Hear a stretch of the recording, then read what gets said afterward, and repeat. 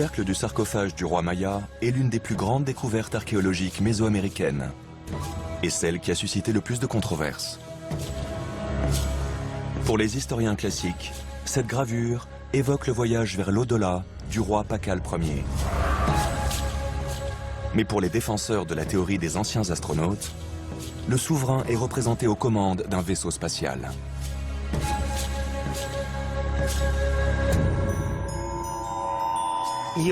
Il semble aller dans l'espace.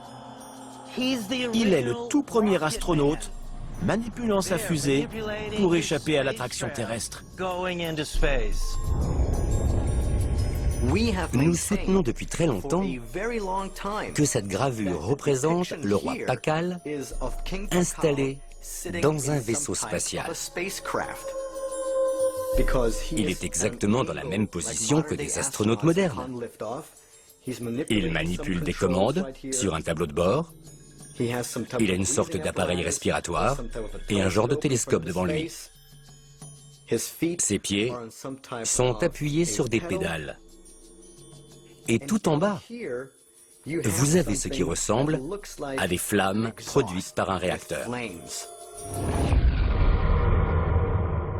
En 2011, Paul Francis, un modéliste, a réalisé une représentation en 3D du roi Pakal, en se basant sur la gravure ornant son sarcophage. Dès la première fois, j'ai vu un homme installé dans une capsule spatiale. Pour moi, ça ne faisait aucun doute. Je n'avais rien à imaginer. Tout était déjà là, gravé dans la pierre, il y a des siècles. Cet objet est extraordinaire, parce que c'est l'une des preuves les plus flagrantes qui puissent étayer la théorie des anciens astronautes.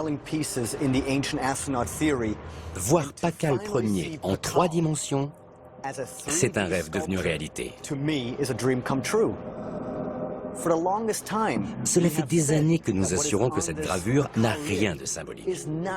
Pour nous, il s'agit de la simple reproduction d'une scène à laquelle celui ou celle qui a réalisé cette œuvre a assisté.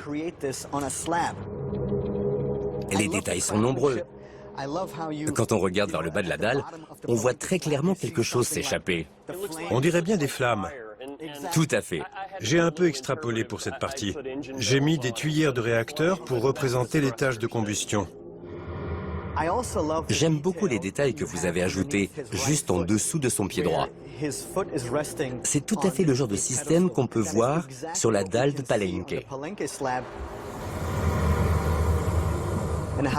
Vous l'avez représenté en train de manipuler des commandes. Et il y a même cette espèce d'appareil respiratoire au niveau du nez. L'appareil respiratoire est une pièce très intéressante. Je l'ai appelé le donneur de vie. C'est quelque chose de nécessaire à sa survie. Nous avons tous besoin de respirer de l'air. Et lui aussi doit le faire pour survivre. Parce qu'il se trouve où? Dans l'espace.